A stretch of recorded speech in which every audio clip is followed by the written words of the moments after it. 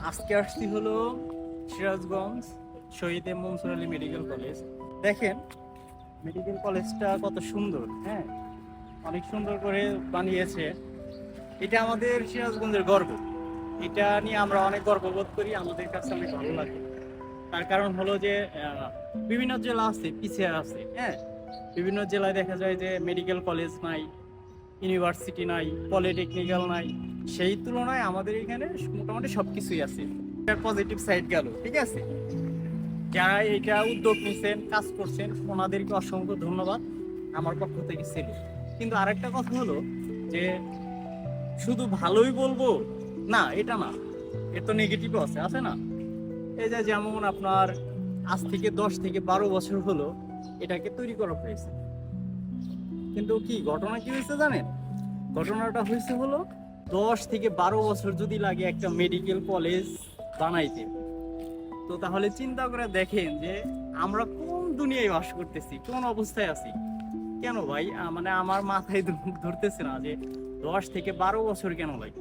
যারা এত বছর লাগাইলো তাদের উদ্দেশ্যে আসলে কি বলবো ভাই, আমাদের পলিটিক্সটা এমন অবস্থায় হয়ে গেছে, এতটাই নোংরা যে একটা মেডিকেল কলেজ তৈরি করতে ভাই 10 থেকে 12 বছর লেগে গেছে। আচ্ছা হয়েছে তো হয়েছে, এখন পর্যন্ত কাজ কমপ্লিট হয়নি। এই দায় এবার কে নেবে ভাই? আমাদের এইভাবে ভোগান্তিতে ফেলার কোনো মানেই ছিল না। আপনারা মানে তৈরি করবেন, তৈরি করার পরে যদি ওইটা থেকে আমরা সুবিধাই না পাই তাহলে ওইটার কি দরকার?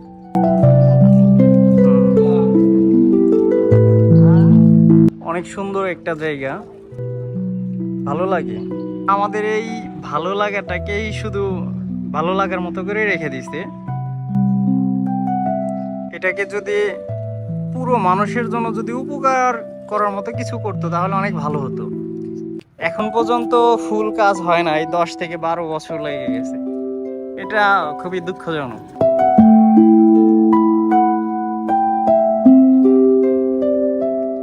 এখন পর্যন্ত এটাকে কমপ্লিট করে শেষ করতে পারিনি। আজকে আসছিলাম এখানে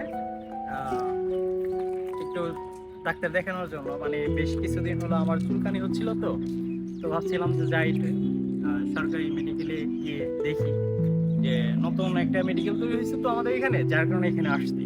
ওরে বাপরে বাপ, 12টার আগে শেষ, এর সকল কার্যক্রম ক্লোজ, বন্ধ করে ফেলছে না।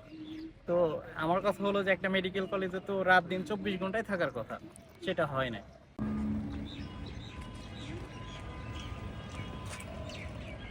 এখনো জানি না কবে এটার সকল কার্যক্রম শেষ হবে।